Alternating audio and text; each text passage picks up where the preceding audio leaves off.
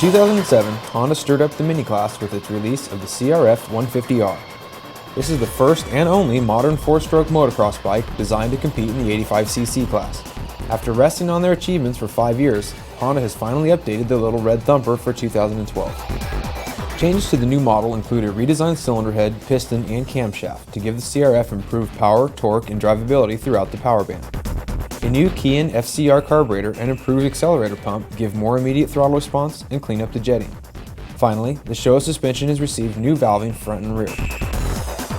After initial testing at the Honda Press Intro, our pint-sized test rider was very impressed. We loaded up and decided to further test this machine at a variety of MX tracks and OHV areas to see if the Little Ripper is truly as good as we initially thought. Firing up the 150 is painless, with the bike usually coming to life on the first or second kick as long as it's in neutral. Once in motion, the benefits of the little 4-stroke engine quickly become apparent. Not only does the little CRF flat rip, but it makes smooth, usable power all the way through its rev range. Our mini test pilot found this most useful when accelerating out of tight corners. On the dyno, our test unit cranked out 21.6 horsepower and 9.7 foot-pounds of torque. There's a slight flat spot when first hammering the throttle, but the curve quickly smooths out and maintains a linear curve until cutting out at 14,000 RPM. Our test rider didn't notice the hesitation on the track, and was actually impressed with the throttle response and power output in the lower RPM. The gearbox is flawless, and it has one of the best feeling non-hydraulic clutches we've ever tested. The gearing is a tad short on wide open tracks, but well suited for tighter tracks and woods riding. Our big wheel version weighs in at 188 pounds, fully fueled.